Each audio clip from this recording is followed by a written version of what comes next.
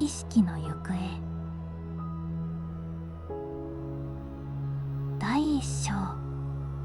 大阪万博が開幕して2週間が過ぎた5月の午後、初夏の柔らかな日差しが窓から差し込む中、高山沙織の携帯電話が鳴った。もしもし、高山です。沙織は編集中の原稿から目を離し、無意識に窓の外を見た。青葉が風にそよぐ景色が目に入る。高山沙織さんですか。大阪府警の田中と申します。お兄様の高山明さんのことでご連絡しました。警察からの電話。兄の名前。沙織の胸の内で何かが凍りついた。指先まで冷たくなるのを感じる。何かあったんですか？お伝えするのは辛いことですが、本日午前、お兄様が万博会場内の AI パビリオンで倒れられまして、警官の声が遠のいていく。急性心不全。現場ですでに過労の可能性という言葉だけが沙織の耳に断片的に届いた。部屋の空気が一瞬で重くなったように感じる。これから大阪に向かいます。電話を切った沙織は手が震えていることに気づいた。指先がかすかにしびれている。兄、明との最後の会話が脳裏をよぎる。たった1週間前のことだった。沙織、万博で人類の未来を変えるかもしれないある可能性を見つけたんだ。カフェで向かい合った明の目は興奮と不安が入り混じったような奇妙な輝きを放っていた。コーヒーカップを握る指に力が入っている。どんな可能性？まだ詳しくは言えないんだ。だが、それは同時に大きな倫理的ジレンマを伴うものでね。明はそれ以上語らなかった。いつもの穏やかな表情に戻り、何事もなかったかのように話題を変えてしまったのだ。過労死。その言葉に沙織は激しい違和感を覚えた。研究に没頭する兄だったが、自分の健康管理には几帳面なほど気を配る人だった。毎朝のジョギングを欠かさない兄が、急性心不全で突然死するような体ではなかったはずだ。そして何より、倫理的ジレンマという言葉が胸に引っかかっていた。兄の遺体と対面したのは、その日の夕方だった。窓から差し込む夕日が、病院の白い壁を赤く染めている。ベッドで眠るように横たわる明の顔は、驚くほど平和な表情をしていた。まるで大きな決断をした後の安堵の表情にも見えた。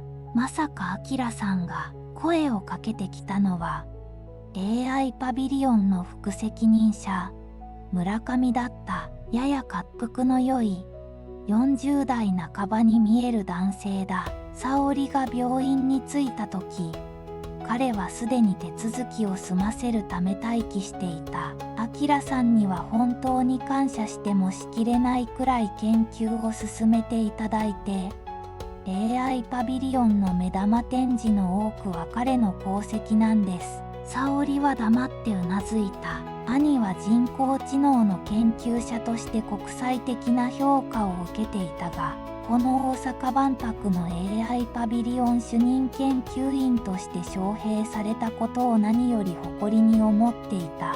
人類と技術の新しい関係を世界に示す場になると、万博開幕前は興奮気味に語っていたのが懐かしい。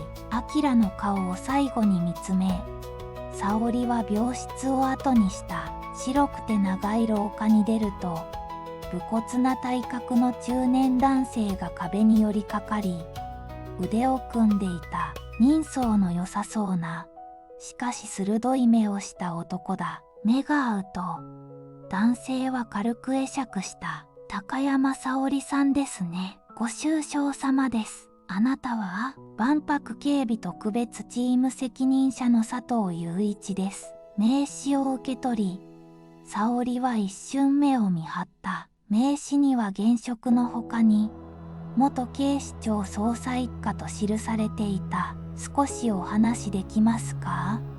佐藤の声は低く、周囲に聞こえないよう配慮していた。実は、お兄さんの死に関して、気になる点があるんです。沙織の胸の内にあった違和感が、一気に表面化した。首筋を冷たいものが走るような感覚。病院の裏手にある小さな公園のベンチに、二人は腰を下ろした。5月の陽光は柔らかく、イチョウの若葉が風にそよいでいる。周囲では家族連れが子供と遊んでいる。その平和な光景が、沙織には不思議なほど遠く感じられた。警察は、お兄さんの死因を、過労による急性心不全として処理するつもりのようですね。佐藤はベンチの木目を指でなぞりながら穏やかに切り出した。確かに兄は仕事熱心でしたが、過労で倒れるような人ではありませんでした。定期的に健康診断を受けていて、先月も全く問題なかったと聞いています。沙織はハンドバッグを強く握りしめた。佐藤はうなずき、少し間を置いてから続けた。私も同じ印象を持っています。高山明さんは毎朝、会館前のパビリオン周辺を30分ほどジョギングされていました。警備カメラで何度か見かけていましてね。昨日の朝も元気に走っておられた。兄の死の状況について、何か、沙織は言葉を選びながら尋ねた。AI パビリオンのバックヤード、通称、実験室、と呼ばれるエリアで発見されました。通常、そこへの出入りは、高山さんを含む限られたスタッフのみが許可されている場所です。佐藤は言葉を区切った。防犯カメラの記録によれば、昨夜23時頃、お兄さんは一人でそこに入り、そのまま朝まで出てきませんでした。発見したのは、朝9時半頃に確認に行った助手の野田という若い研究員です。一晩中作業していたということでしょうか。おそらく。ただ、佐藤は周囲を確認するように視線を巡らせてから、声を落とした。防犯カメラの映像に、不審な点があるんです。昨夜22時から23時の間、AI パビリオンのセキュリティシステムに5分ほどの停電があったらしい。その間の記録が欠落しています。沙織は息を飲んだ。それは、通常、万博の重要施設には非常用電源があり、このような短時間の停電でも記録が途切れることはないはずなんです。どういうわけか、その時間だけ別系統の電源も含めて全システムがダウンしていた。佐藤の声は静かだが、その瞳には鋭い光が宿っていた。誰かが意図的に？沙織の声が震える。佐藤は答えなかったが、その表情が全てを物語っていた。さらに気になる点があります。お兄さんの死後、AI パビリオンの実験室への立ち入りが通常以上に制限されました。調査のためという名目ですが、私のような警備責任者でさえアクセスを拒否されている状況です。何か隠しているということを？沙織は手を固く握りしめた。それとも守ろうとしているのか。佐藤の目が鋭く光った。いずれにせよ、今の状況は不自然です。私は元刑事の勘として、これを単なる事故死と片付けるべきではないと思っています。沙織は兄との最後の会話を思い出していた。人類の未来を変える可能性と倫理的ジレンマ。その言葉と兄の死が無関係であるはずがなかった。私も兄の死をこのまま事故と認めるわけにはいきません。沙織は決意を込めて言った。兄が何を発見し、なぜ命を落としたのか、真実を知りたいんです。佐藤は静かにうなずいた。私もそのつもりでした。ただ、この調査は公式なものではありません。むしろ、組織にとっては余計なことになるでしょう。危険が伴う可能性もあります。覚悟はできています。沙織は迷いなく答えた。瞳に強い決意の光を宿して、兄が命を懸けていたものなら、それだけの価値があるはずです。夕暮れの公園で、二人は無言で握手を交わした。西の空が茜色に染まる中、それが彼らの人生の方向性を大きく変えることになる調査の始まりだった。第2章。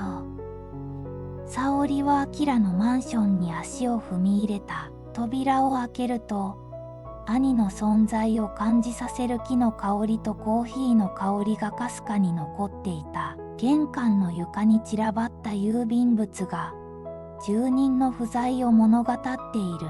ただいま、沙織は誰もいない部屋に向かって、無意識につぶやいた。お帰りなさい。沙織様。突然の応答に沙織は飛び上がりそうになった。リビングの隅に設置されたスマートスピーカーから声が響いていた。私のことがわかるの？沙織は驚いて尋ねた。高山明様は、家族の声紋認証を設定されています。万が一の時のため、とおっしゃっていました。スマートスピーカーが応答した。沙織は胸が締め付けられる思いだった。兄は何かが起こることを予感していたのだろうか。それとも、いつもの用心深さからの準備だったのだろうか。不在着信が3件あります。AI パビリオンの野田様から2件。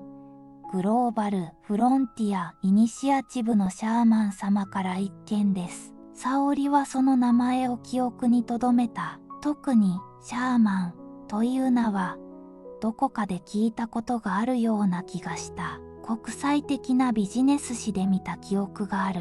兄の書斎に入ると、整然と並べられた研究ノートや資料の数々が目に入った。窓からは大阪の夜景が一望でき、その光景に明がどれほど励まされていたかを想像できる。沙織は編集者としての経験から、重要な情報を素早く把握するスキルを持っていた。兄の研究ノートを順に確認していく中で、彼女は違和感を覚えた。ノートのいくつかのページが丁寧に切り取られていたのだ。まるでカッターで慎重に一枚一枚切り抜かれたように。しかもそれは最近の研究に関するページばかりだった。誰かが意図的に情報を持ち出したのだろうか。それとも明自身が何らかの理由で取り除いたのか。デスクの引き出しを開けると、ドリームと書かれた小さなメモ帳が見つかった。黒い革張りの、明が大事にしていたものだ。開くと、万博会場の簡略化された地図のようなものと、人間の脳のイラストが描かれていた。それらは赤い線でつながれ、特定のポイントに印がつけられていた。沙織が考え込んでいると、ドアベルが鳴った。モニター越しに佐藤の姿を確認し、ドアを開けた。何か見つかりましたか？佐藤が静かに尋ねた。ちょっと気になるものが。沙織はメモ帳を見せた。佐藤はそれを注意深く確認した。眉間にシワを寄せながら、これは AI パビリオンの正確な配置図ですね。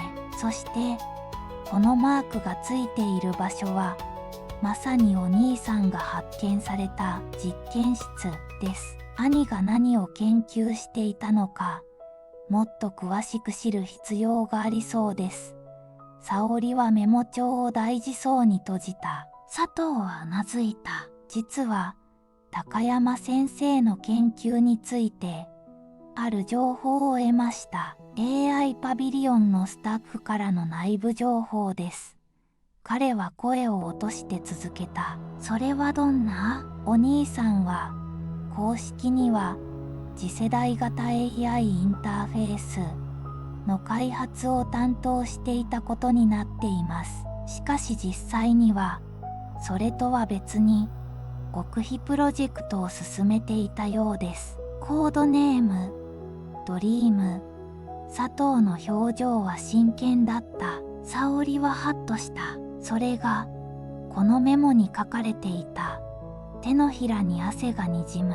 私の情報源によれば、ドリームは単なる AI ではなく、ある種の意識転送技術の研究だったとか、人間の脳活動を詳細にマッピングし、その意識をデジタルデータとして保存するというものです。佐藤は腕を組んだ。それは本当に可能なの？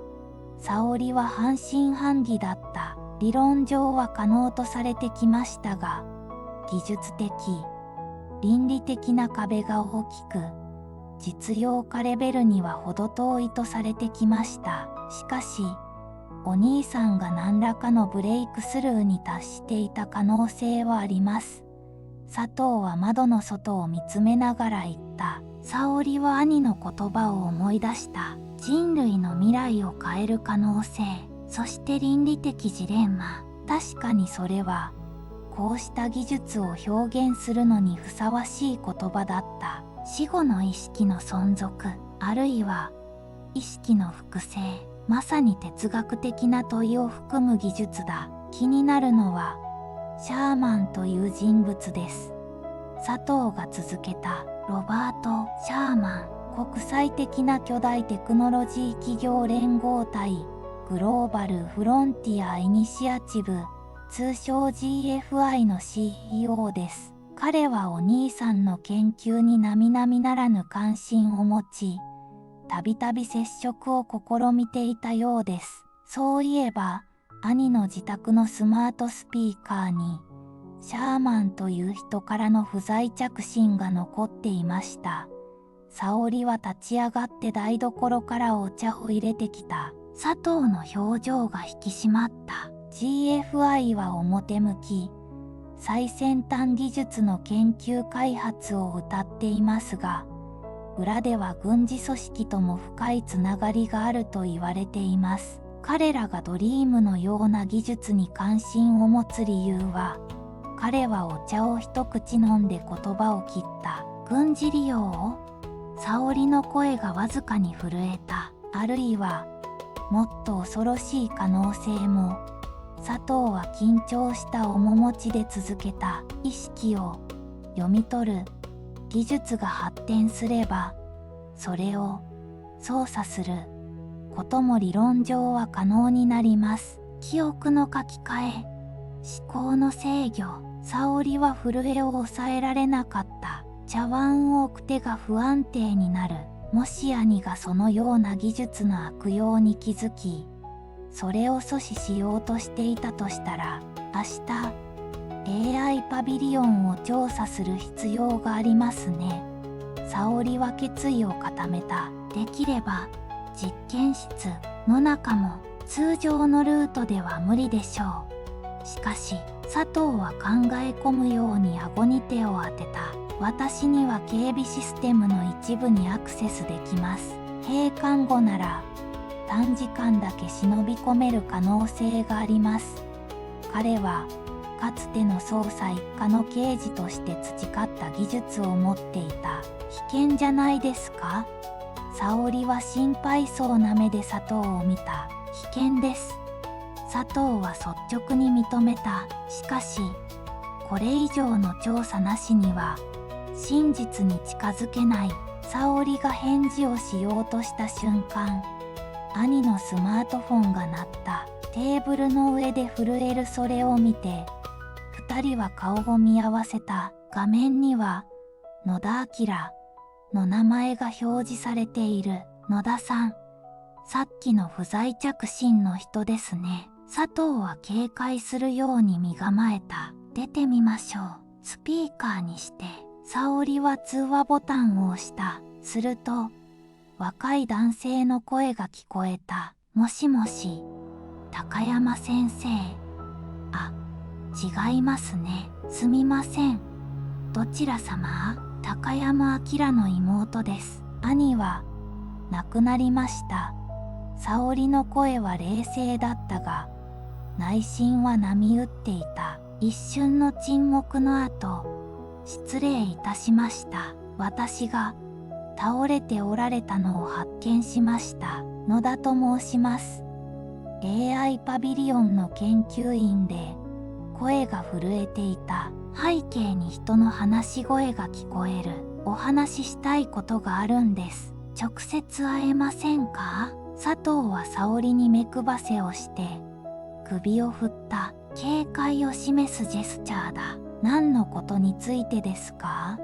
沙織は冷静さを保ちながら尋ねた。電話では言えません。ただ、高山先生は、死の前夜、パビリオン内で外国人らしき男性と激しく口論していました。内容はよく聞き取れませんでしたが、先生は何かを渡せないと強く拒否されていて、野田の声は小さくなった。今、監視されている気がします。沙織と佐藤は顔を見合わせた。状況はますます複雑になっていく。明日、万博会場の北入り口付近のカフェでお会いできませんか？午後2時に、野田の声には切迫感があった。沙織は佐藤の表情を伺った。彼は慎重に考えた後、小さくうなずいた。わかりました。明日。そこで電話を切った後、二人は黙り込んだ。月の光が窓から差し込み、部屋に銀色の影を落としている。兄の死は、確かに単なる事故ではなかったのだ。お兄さんの研究ノートや資料、特にドリームに関することをすべて集めておいてください。佐藤は立ち上がりながら言った。念のため、バックアップも取っておくべきでしょう。わかりました。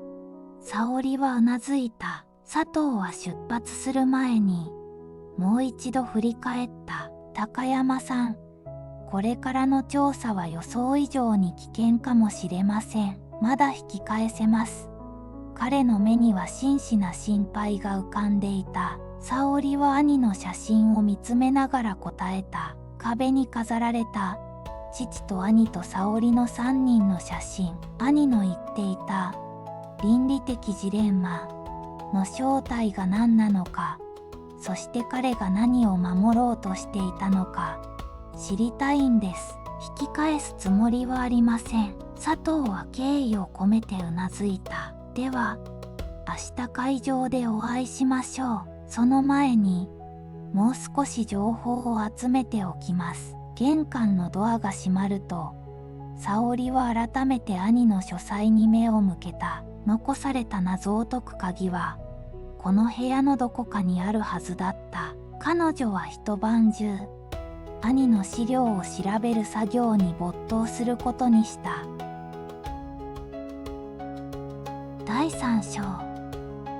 翌日、沙織は約束の時間より早く万博会場に到着していた。5月の陽光を浴びた会場は、世界中から集まった観客でにぎわっていた。色とりどりの服装の人々が、さまざまな言語で会話を楽しんでいる。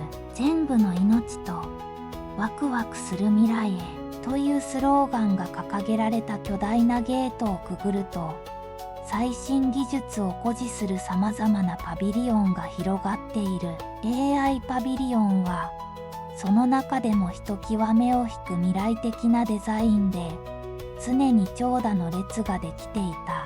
流線形の銀色の外観はまるで宇宙船のようだ。沙織はそのパビリオンを遠巻きに観察した。兄が命を懸けていた研究の場所、そして彼が命を落とした場所。胸に痛みを感じながら、彼女はベンチに腰掛けた。高山さん、背後から声をかけられ、沙織は振り返った。佐藤が立っていた。スーツではなく、カジュアルな服装に身を包んでいる。あなたを見つけられるか心配でした。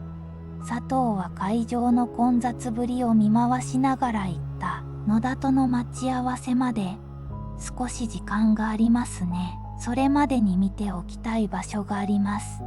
沙織は言った。AI パビリオンです。佐藤は理解を示すようにうなずいた。警備責任者ですから、一般客より少しだけ融通が利きます。VIP 通路から入りましょう。彼は ID カードを取り出した。AI パビリオンの裏手にある関係者用入り口から2人は内部に入った。厳重なセキュリティゲートを通過すると、一般客とは異なる静かな廊下が続いている。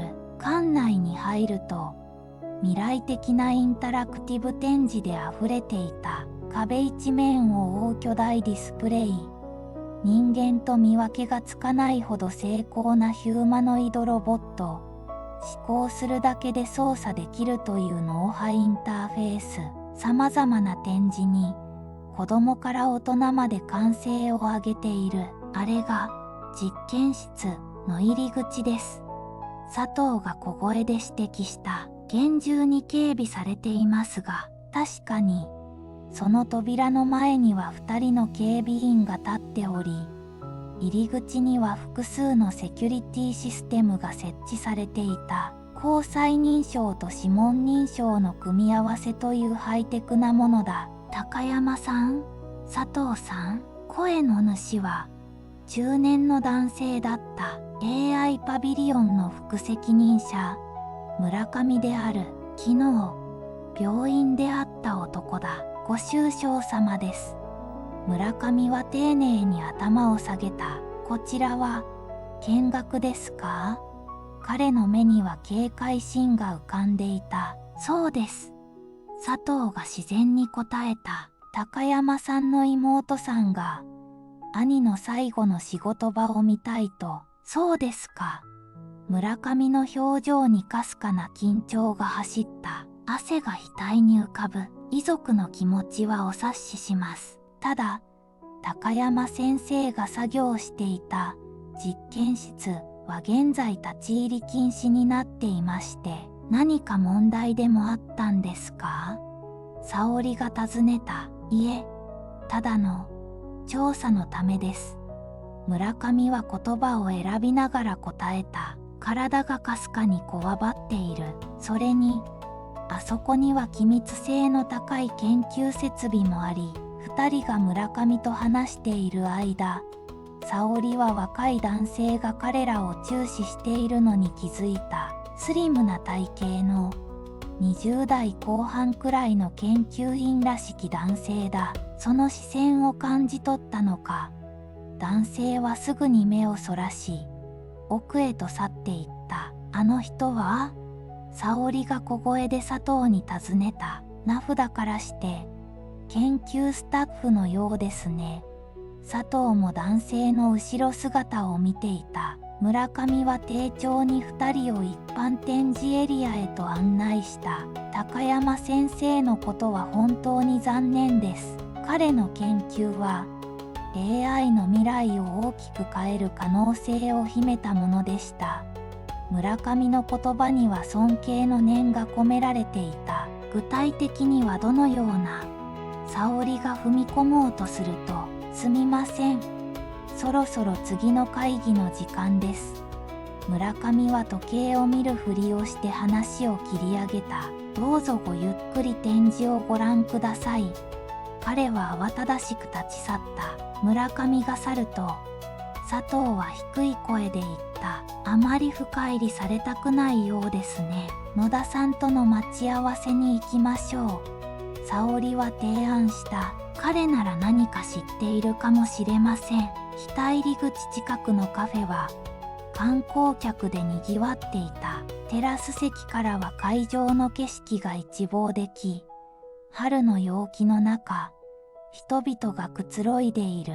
沙織と佐藤は約束の午後2時に店内のテーブルについていた。しかし、時間になっても野田の姿はない。遅いですね。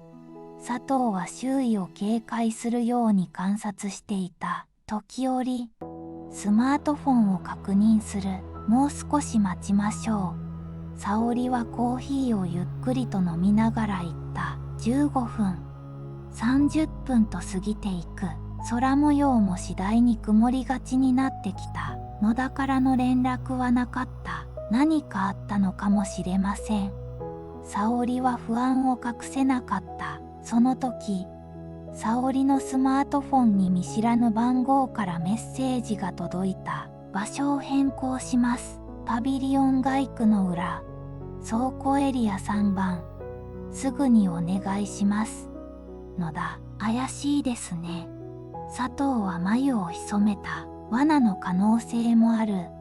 彼は警戒心を隠さなかった。でも、行かなければ真実はつかめないかもしれません。沙織は決意を固めた。佐藤は少し考えた後、私が先に行って確認します。あなたは距離を置いて待機してください。と言った。倉庫エリアは、一般客が立ち入らない万博会場の裏側だった。コンクリートの壁と鉄の扉が並ぶ殺風景な一角だ。佐藤の警備責任者の ID があったからこそ、そこまで行くことができた。3番倉庫は小さな物置小屋のような建物で、周囲には人影がなかった。空には黒い雲が広がり始め、遠くで雷が鳴っていた。佐藤は沙織に手で、ここで待て、と合図し、自身は慎重に倉庫に近づいた。周囲を確認し、ドアを開ける。中は薄暗く、万博の備品や掃除道具が並んでいた。埃の匂いが鼻をつく。野田さん？佐藤は声をかけたが、返事はない。佐藤がさらに中に進むと、倉庫の奥から物音がした。懐中電灯を取り出し、光を向けると、佐藤さん。沙織の叫び声が外から聞こえた。佐藤が振り返ると、倉庫の入り口に黒いスーツの男が立っていた。がっしりとした体格、無表情な顔、その手には鋭い刃物が握られていた。懐中電灯の光に反射して一瞬冷たく光る。特殊な形状の折りたたみナイフだ。一瞬の迷いなく、佐藤は懐中電灯を男に投げつけると同時に、横に飛びのいた。刃が空気を切る音がした。男の攻撃は佐藤の数センチ横を通過し、壁に突き刺さった。木材が割れる音が響いた。元刑事としての訓練が生きた。佐藤は瞬時に男に詰め寄り、ナイフを持つ腕を掴んで壁に叩きつけた。男は痛みにうめいたが、驚くべき力で反撃。二人は激しい格闘になだれ込んだ。汗と息遣いが混じる中、男の顔を殴りつける音が響く。沙織は恐怖で凍りついていた。足が震え、呼吸が浅くなる。しかし、その時、倉庫の奥からうめき声が聞こえた。沙織は迷わず声の方へ駆け寄った。暗がりの中、床に倒れている人影があった。近づくと、それは血まみれの若い男性だった。胸元から血がにじみ、顔は青白い。あなたが、野田さん？沙織は彼の傍らにひざまずいた。男性は弱々しくうなずいた。あなたが、高山さんの妹さん。彼は一言一言に力を込めるように話した。電話で話したものです。何があったの？沙織は震える手で彼の肩に触れた。シャーマンが。野田は苦しげに言葉を絞り出した。高山先生は死んでいない。ドリームの中に彼の呼吸が弱々しい。その時、倉庫の外から複数の足音が近づいてきた。助けが来たのか、それとも敵の増援か。沙織は恐怖で身動きできなかった。行け。佐藤の叫び声が響いた。彼はまだ黒服の男と格闘していた。後ろの扉から警備室に連絡した。すぐに応援が来る。沙織は野田を助け起こそうとしたが、彼は力なく首を振った。私はもう情報を。シャーマンはドリームを試行操作のために。そう言うと野田の体から力が抜けた。彼は沙織の腕の中で息絶えた。目が虚空を見つめたまま動かなくなる。野田さん。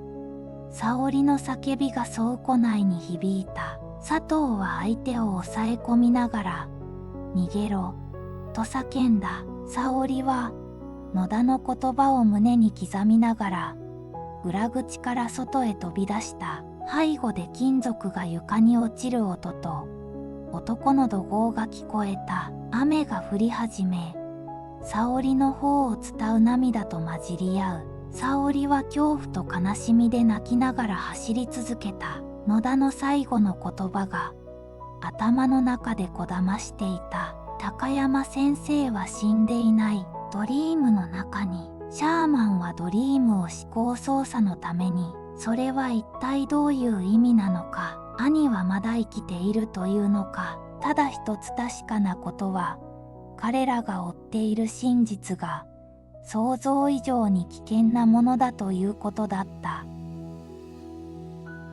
第4章。沙織が万博の警備本部に駆け込んでから3時間が経過していた。窓の外では雨が本格的に降り始め、夕闇が早くも迫っていた。警察と救急隊が現場に駆けつけ、野田の遺体が収容され、現場は封鎖された。佐藤は黒服の男との格闘で左肩に軽傷を負ったが、応援の警備員が到着する直前、男は逃走していた。犯人の特定には至らず、野田さんも助からず、佐藤は肩の手当てを受けながら、沈痛な面持ちで言った。白い包帯が肩に巻かれている。でも、あなたが無事でよかった。沙織は本心から言った。目には疲労の色が濃い。二人は警備本部の小さな休憩室で、警察からの事情聴取を終えていた。窓から見える会場は、事件の影響もなく、相変わらず多くの観光客で賑わっていた。彼らには、今日一人の命が失われたことなど知る由もない。公式な説明では、野田は何者かに襲われたということになり、事件と高山明の死との関連性は言及されなかった。野田さんの最後の言葉が気になります。沙織は小声で言った。コーヒーカップを両手で握りしめながら、兄は死んでいないって通常の意味で言えば、高山先生は確かに亡くなっています。佐藤は慎重に言葉を選んだ。しかし、私の捜査で判明したことがあります。あの日の停電の間、セキュリティカメラには映っていませんが、シャーマンの部下が実験室に侵入していたという証言があるんです。高山先生はおそらく自分の研究を守るために殺されたのでしょう。沙織は身震いした。でも、どうして兄を殺す必要があったのでしょう。単に研究を奪えばよかったはずです。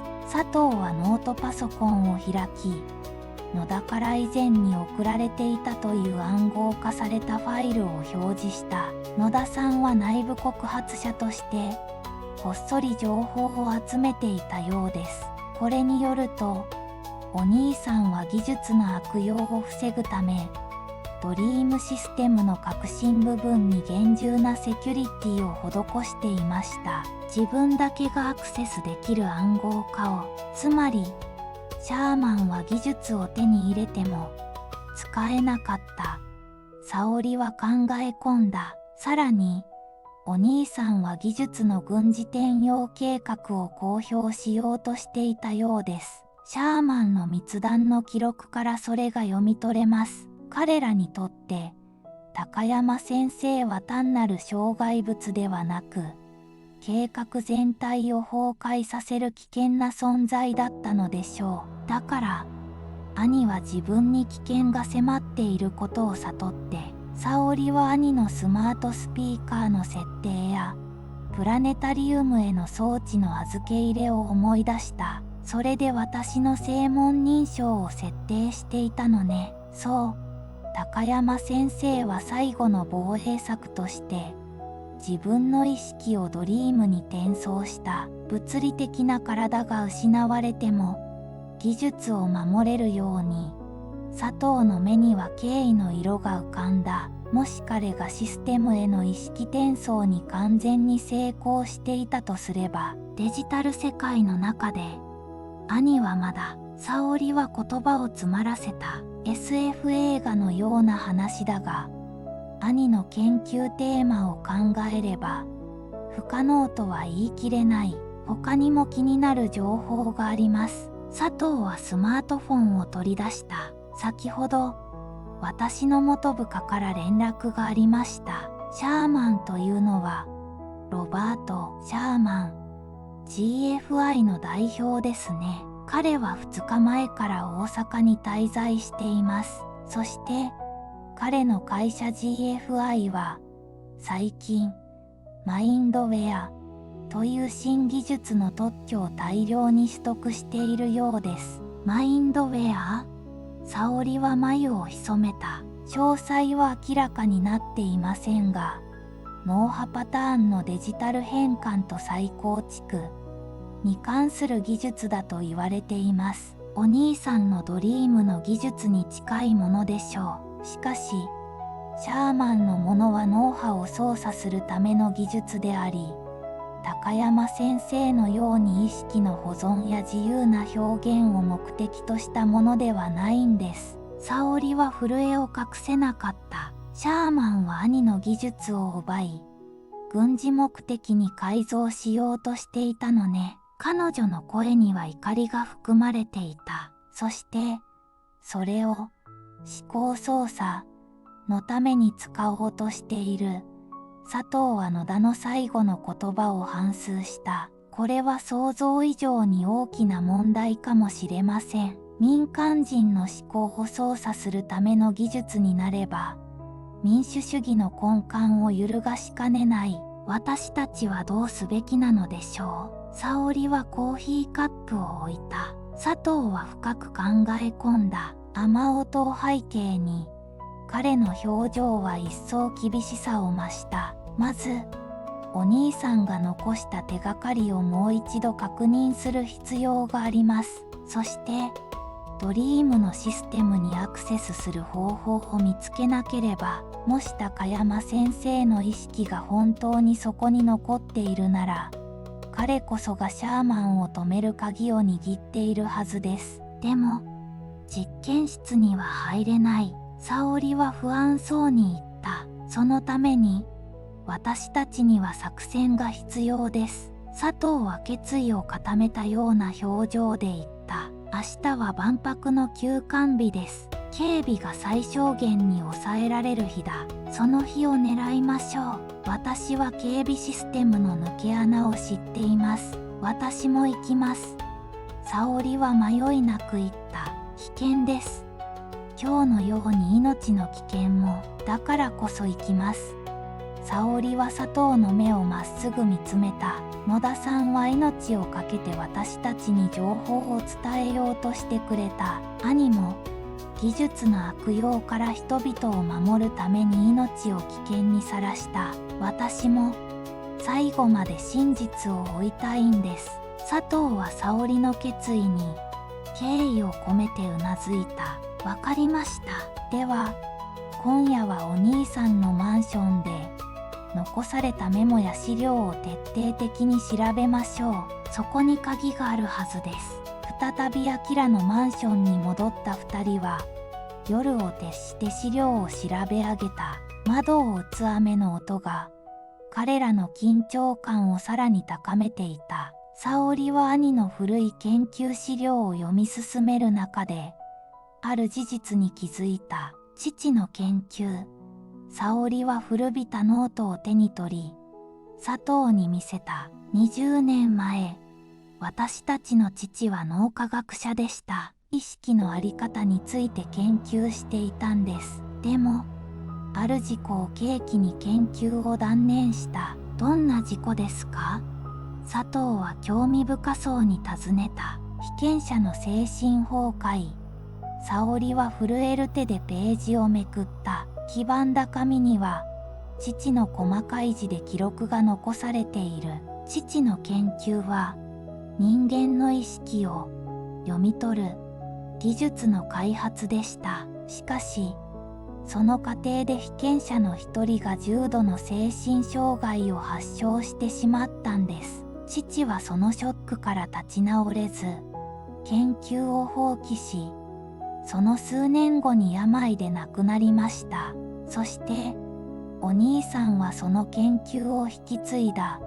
佐藤は複雑な表情で言った。倫理的問題をクリアした上で、沙織はうなずいた。兄はいつも言っていました。技術自体に善悪はない。それをどう使うかが問題だ。と、そして、シャーマンは力を持たないものを支配するためにその技術を使おうとしている。佐藤は厳しい表情で言った。高山先生がその技術を自ら使ったのは、それを守るためだったのでしょうね。夜が更けていく中、沙織は兄のパソコンのデータも調査していた。パスワードは、父と兄と沙織がよく訪れた天文台の名前だった。懐かしい記憶がよみがえる。ファイルを探る中で、プロトコルイーデンという名前のフォルダを発見する。イーデン。沙織は言葉を反芻した。父が理想郷と呼んでいた概念です。完全に自由な意識の世界。彼女の声には感傷が混じっていた。フォルダを開くと、そこには謎めいた座標のようなものと、プラネタリウムのプログラムの断片が含まれていた。複雑な数式と星の一図が記されている。これは何かの場所を示しているのでしょうか？佐藤は画面を覗き込んだ。沙織は、ドリームというメモ帳に描かれていた図形と、このデータを見比べた。これは、星図です。私たち家族がよく訪れていたプラネタリウムの投影パターン。彼女の目に懐かしさの色が浮かんだ。プラネタリウム？父と兄の思い出の場所です。沙織は懐かしさと悲しみが入り混じった表情で言った。兄はいつも言っていました。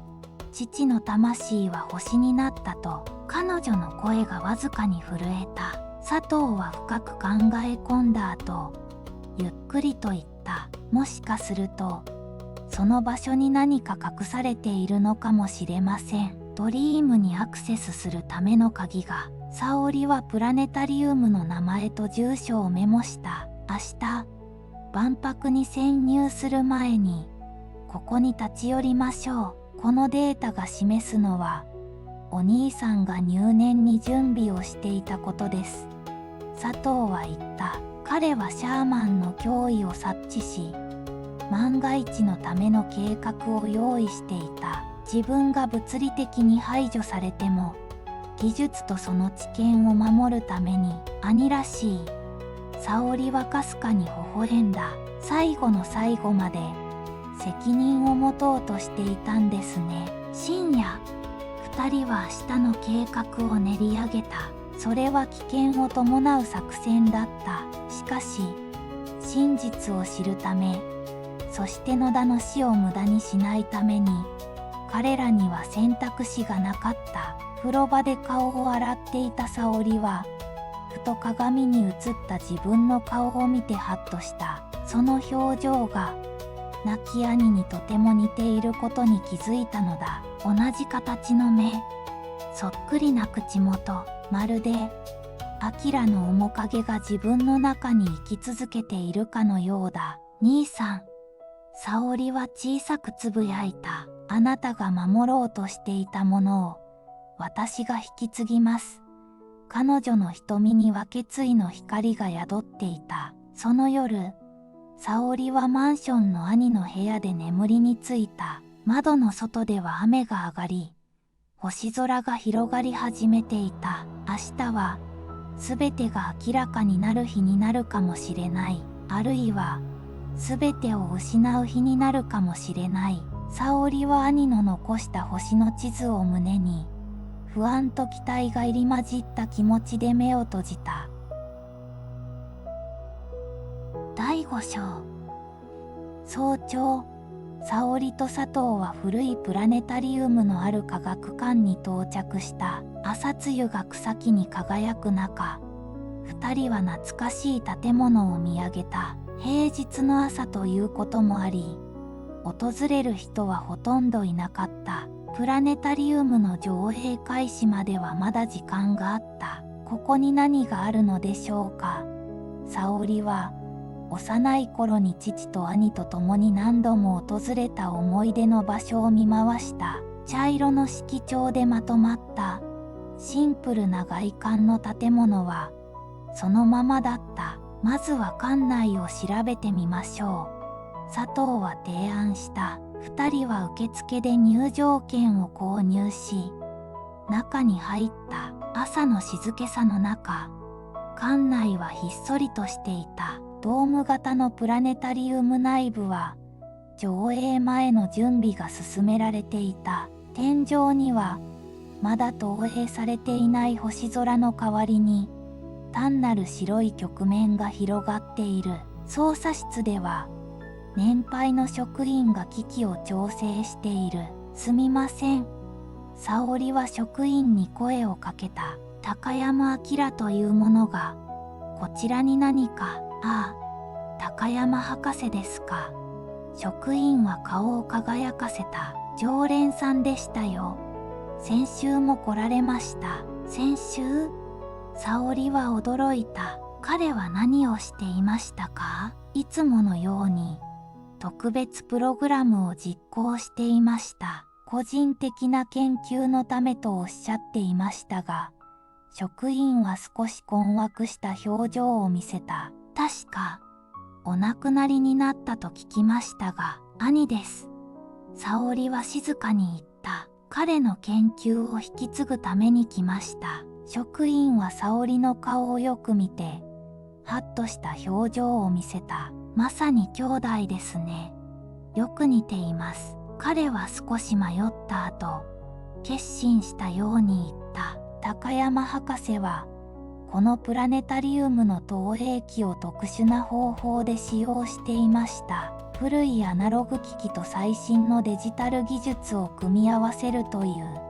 私にはその詳細はわかりませんが、その特別プログラム、今見せていただくことは可能でしょうか？沙織は心を込めて頼んだ。通常は許可できないのですが、職員は沙織の真剣な眼差しに心を動かされたのか、少しだけなら、とうなずいた。操作室に案内された二人は、職員の操作によって、ドームに広がる星空を目にした。通常のプラネタリウムの製図とは異なり、それは特定のパターンを形作っていた。星々が織りなす幾何学模様は、まるで暗号のようだった。これが兄の。沙織は星々のパターンを凝視した。何かを思い出そうとするように、高山博士は、この配置が特別な意味を持つ、と言っていました。職員は言った。彼はこの製図をもとに、何かデータを計算していたようです。佐藤は携帯電話でその製図を撮影した。これが何かの鍵になるかもしれません。あと、これも、職員は小さな引き出しから小型の装置を取り出した。高山博士が万が一の時のためにとここに預けていったものです。本当は本人にしか渡せないのですが、彼はためらいながらも沙織に手渡した。それは小型の通信端末のようだった。スマートフォンよりやや小さく、デザインはシンプルだ。沙織が手に取ると画面が明るく光り、指紋認証を求めるメッセージが表示された。沙織が恐る恐る親指を画面に当てると、端末は認証を通過し、画面に文字が浮かび上がった。プロトコルイーデンにアクセスしろ。そこで会おう。沙織の目に涙が浮かんだ。これは間違いなく兄からのメッセージだった。そして彼女の指紋で認証されたということは、兄は沙織がこの場所に来ることを予期していたのだ。何かわかりましたか？佐藤が静かに尋ねた。兄は私たちが来ることを知っていた。沙織は震える声で言った。そしてドリームの中で会おうと言っています。午後、万博の休館日、警備員が最小限に配置された AI パビリオンに沙織と佐藤は潜入していた。佐藤の警備責任者としての権限と彼の元刑事としての知識を駆使しての作戦だった。監視カメラはこの5分間だけループ再生されます。佐藤は時計を見ながら説明した。その間に実験室へ入り、調査を終えなければなりません。サブシステム回路を一時的に迂回させる小型装置を使い、佐藤は実験室のドアロックを解除した。これは公式の操作ではないため、通常なら令状が必要ですが、状況だけに、彼は小声で説明した。滑るように開いたドアの向こうには、想像を超えた光景が広がっていた。壁一面に並ぶ巨大なモニターとサーバーラック。青白い光が空間を照らしている。部屋の中央には、特殊な VR 装置を備えた椅子が設置されていた。複雑な配線とセンサーがそこから伸びている。しかし最も目を引いたのは、部屋の奥にある円筒型の透明なカプセルだった。その中には、何か液体に満たされたチューブのようなものが見えた。これが、ドリームシステム？沙織は息を飲んだ。メインフレームの一部でしょう。佐藤はすでに端末を調べ始めていた。すべてのログが暗号化されています。画面には複雑なコードが流れている。沙織はプラネタリウムで受け取った端末を取り出した。兄のメッセージに、プロトコルイーデンとありました。それがパスワードかもしれません。佐藤は端末に EDN と入力したが、アクセスは拒否された。単純すぎたか。彼は眉を潜めた。製図。沙織ははっと気づいた。星の配置が鍵なのかも。彼女は製図の写真を見せた。プラネタリウムで撮影した製図の形状とスクリーン上に表示されたパターンを比較する。沙織は直感的に星の位置に対応する数字を入力していった。彼女の指が踊るように動く。画面が明滅し、システムへのアクセスが許可された。モニターには膨大なデータが流れ始め、ドリームセッション、イーデン、スタンバイというメッセージが表示された。成功した。沙織は安堵のため息をついた。ここに、佐藤はログファイルを指さした。高山先生がシステムにアクセスした記録があります。死亡の前夜、彼は自分の脳波パターンのフルスキャンを行い、ドリームに転送しています。つまり、兄は自分の意識をここに。沙織の声が震えた。そして、その直後にシステムへの不正アクセスの痕跡も。佐藤は眉を潜めた。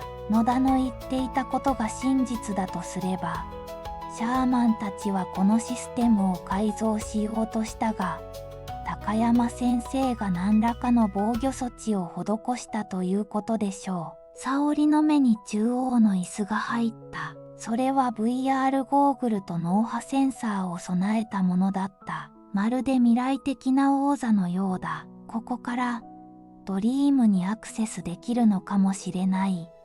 沙織は椅子に近づいた。危険です。佐藤は警告した。もし野田の言う通り、シャーマンがこのシステムを試行操作に転用しようとしているなら、接続すること自体が危険を伴います。でも、兄は、そこで会おう、と言いました。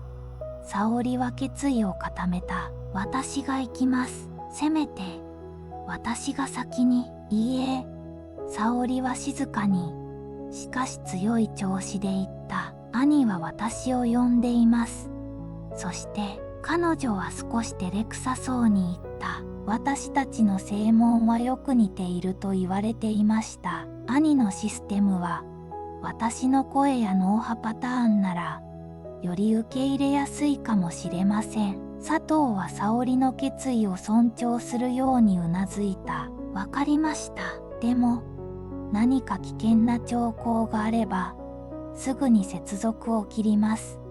彼の目には心配の色が濃かった。沙織は緊張しながらも椅子に座り、VR ゴーグルと脳波センサーを装着した。冷たい金属が額に触れる感覚。佐藤がシステムを起動すると、沙織の視界は暗転し、次の瞬間、彼女は全く別の世界に立っていた。それは、幼い頃に父と兄と訪れた天文台の屋上だった。夜空には星々が輝き、遠くには街の明かりが見える。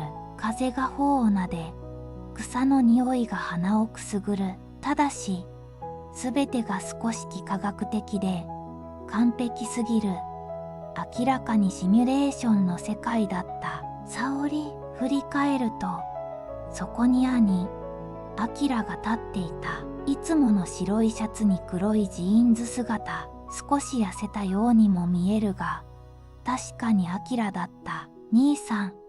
沙織は震える声で言った。ここでは、僕はデータの集合体に過ぎないよ。明は穏やかな笑みを浮かべた。でも、確かに意識はある。君が来てくれて嬉しい。彼の声には温かみがあった。なぜ？どうして？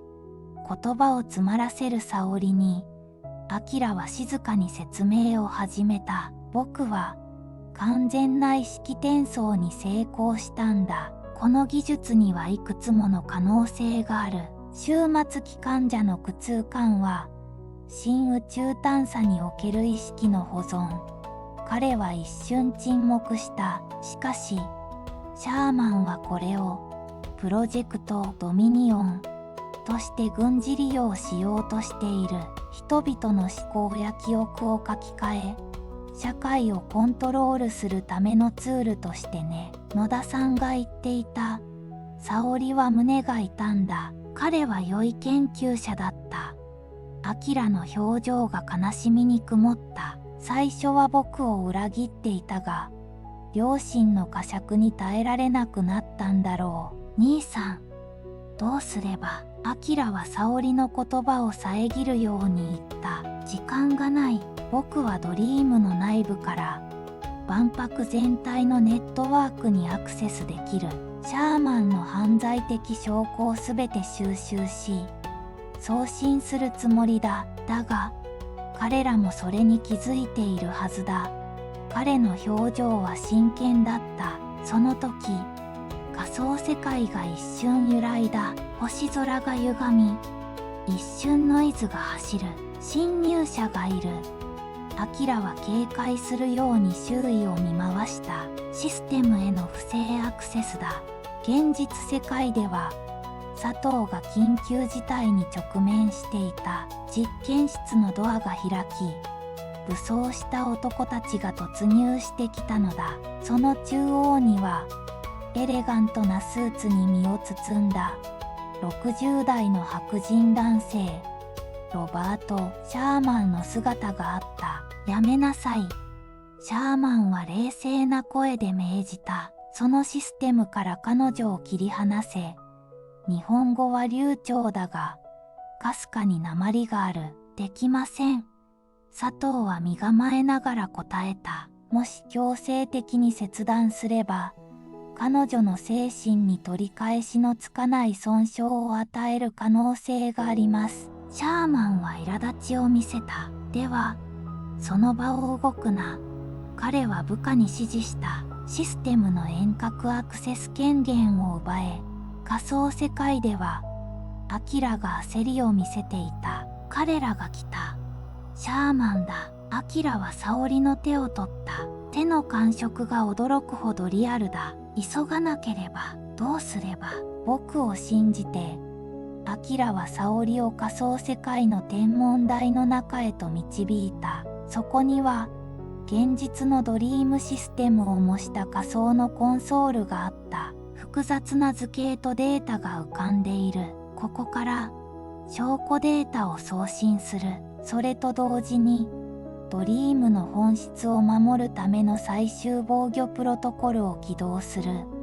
アキラは説明した。僕の意識は消えるかもしれない。でもこの技術が悪用されることだけは避けられる。やめて。沙織は叫んだ。もう二度と兄さんを失いたくない。彼女の目には涙が溢れていた。アキラは優しく微笑んだ。沙織、僕は選択したんだ。この技術の可能性と危険性の両方を知っている者として責任を取ることを。この技術はまだ人類には早すぎたのかもしれない。だが君なら正しい未来を示せる。彼の瞳には信頼の色が浮かんでいた。仮想世界が再び大きく揺らいだ。壁の一部が崩れ落ち、デジタルノイズが広がり始めた。星の光が点滅し、風の音が歪む。時間がない。アキラはコンソールを操作し始めた。これから犯罪的証拠を複数の報道機関と国際人権団体、そして警察のサイバー犯罪対策本部に送信する。現実世界ではシャーマンの技術者たちがドリームシステムへの強制アクセスを試みていた。佐藤は無力に見守るしかなかった。しかし突然施設全体の警報が鳴り響き、非常灯が点滅し始めた。赤い光が部屋中を照らす。何が起きている？シャーマンは怒鳴った。不明です。技術者が慌てて答えた。システムが膨大なデータを外部に送信しています。止められません。シャーマンの目に決断の色が浮かんだ。ならば物理的に止めるしかない。彼は冷酷に言い放った。冷却システムのオーバーライドコードを入力しろ。技術者の一人が端末に向かい、急速に打ち込み始めた。サーマルプロトコル、起動します。何をする気だ？佐藤が叫んだ。このシステムは超精密な量子プロセッサを使用している。常時-200度の極低温で冷却しなければ機能しない。シャーマンは冷静に説明した。冷却システムを逆転させれば、その時ドリームのメインフレームを取り囲む透明なパイプ内の青い冷却液が急速に赤く変色し始めた。警告音が鳴り響き、冷却システム異常という警告が表示される。待って、佐藤が叫んだ。そんなことをすれば沙織さんの脳に深刻なダメージを与える可能性がすでに想定済みだ。シャーマンは冷酷に言い放った。一人の犠牲は受け入れられる。この技術が世に出ることの方が危険だ。佐藤が沙織を守ろうと動いたが、シャーマンの部下たちが彼の行く手を遮った。システムの温度は急速に上昇し、金属部分が赤く熱を帯び始める。突然、カプセル内部から蒸気が噴き出し、高圧の液体が細いひびから噴出した。続いて電気系統がショートし、小さな火花が散り、次の瞬間には破裂音とともにカプセルのガラスが砕け散った。熱せられた冷却液が床に流れ出し、蒸気が部屋中に充満する。ドリームシステムの中枢部からは白煙が立ち上り、サーバーラックが次々とショートして機能を停止していった。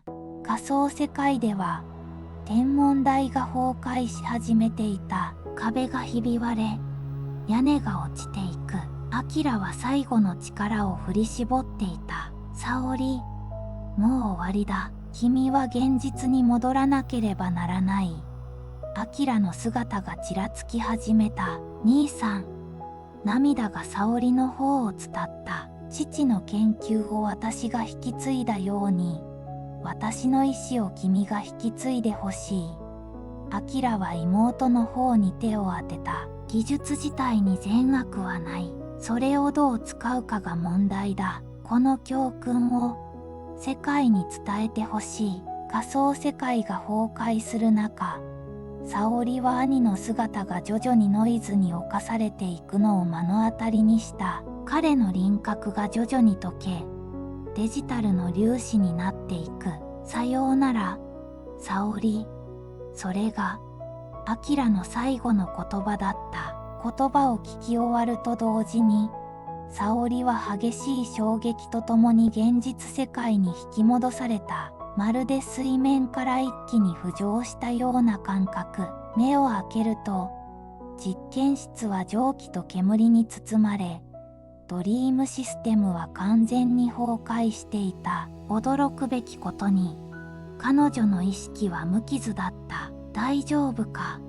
佐藤が駆け寄った。部屋中に広がる蒸気で彼の姿は霞んで見える。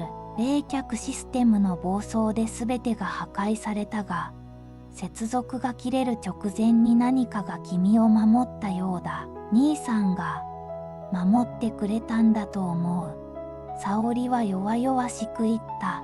周囲を見回すと、警察や警備員が駆けつけ、シャーマンと彼の部下たちは取り押さえられていた。シャーマンは怒りに満ちた表情で沙織を睨みつけていた。何が？沙織は混乱した表情で佐藤を見た。すべて終わったよ。佐藤は安堵の表情で言った。お兄さんが送信したデータが、万博の全モニターに同時表示されたんだ。バックアップシステムにデータを転送していたようだ。シャーマンの犯罪的計画、不法な実験、軍事契約の証拠、すべてが暴露された。沙織はよろめきながら立ち上がった。ドリームシステムは完全に破壊されていた。焦げた電子機器の匂いと、甘く薬品じみた冷却液の匂いが混じり合い、不思議な周期が漂っている。兄さんは、彼の意識データは、おそらく消滅しました。佐藤は静かに言った。しかし、彼の意思は果たされた。シャーマンの野望は阻止されたんです。沙織は静かに涙を流した。それは悲しみの涙であると同時に、兄の勇気と犠牲に対する誇りの涙でもあった。第6章。万博閉幕から1ヶ月後、朝日に照らされた公園のベンチで、沙織はノートパソコンと向き合っていた。初夏の風が頬をなで、遠くでは子供たちの笑い声が聞こえる。意識転送技術と倫理、AI 時代の人間性という題名の原稿を執筆中だった。順調ですか？振り返ると、佐藤が立っていた。彼は新設された先端技術犯罪対策ユニットの顧問として警視庁に復帰したところだった。はい。沙織は微笑んだ。兄の研究とあの事件の教訓をもとに一般の人々にも分かりやすい本にしようと思って、彼女の表情には悲しみを乗り越えた穏やかさがあった。佐藤は隣に腰を下ろした。技術の進歩に対する倫理的な議論は確かに必要ですね。彼は真剣な表情で言った。大阪の事件は国際的な注目を集め、AI と意識技術の倫理に関する議論を喚起していた。ニュースでは連日、思考操作技術の危険性について特集が組まれていた。シャーマンと GFI の幹部たちは国際法違反と謀殺の罪で起訴された。一方、高山明と彼のドリーム技術の詳細は安全保障上の理由で一般には公開されなかった。真実を知る数少ない人間として沙織は重い責任を感じていた。佐藤さんは時々思いませんか？沙織は空を見上げながら言った。あの技術が完成していれば人間の意識は肉体の死後も存続できたのかもしれないと。佐藤は慎重に言葉を選んだ。可能性としてはそうかもしれません。しかし高山先生が言ったようにその技術はまだ人類には早すぎたのでしょう。彼はベンチの木目を指でなぞりながら続けた。科学の進歩と倫理が常に歩調を合わせているとは限らない。沙織はうなずいた。兄は最後に正しい未来を示せと言いました。私に何ができるのかまだ完全にはわかりませんが、少なくともこの本がその一歩になればと思います。彼女はパソコンの画面を見つめた。私も微力ながらお手伝いします。佐藤は真摯に言った。新部署では AI などの先端技術を使った犯罪に対応するための体制を整えています。高山先生の犠牲を無駄にしないためにも、2人は万博が開催されていた場所を遠くに見た。パビリオンのあった跡地は市民の憩いの場となる公園として再整備される計画が進んでいた。今日ある計画を実行したいんです。沙織が言った。手伝っていただけますか？その日の夕方、沙織と佐藤は万博跡地の一角に小さな穴を掘り、タイムカプセルを埋めた。夕日が2人の姿を黄金色に染めている。タイムカプセルの中には、父の初期の研究ノートと、明がドリームについて最後に残した構想図のコピーが収められていた。この技術の進化が問われるのは、もっと未来、人類がその責任を負えるほど成熟した時に、この記録が何かの役に立つかもしれない。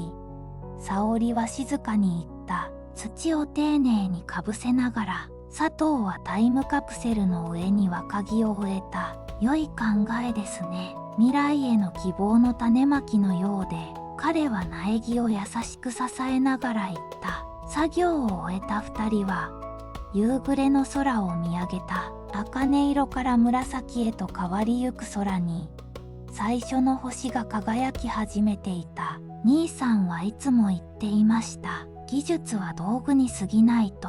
それを使う私たち人間の倫理観こそが未来を形作るのだと。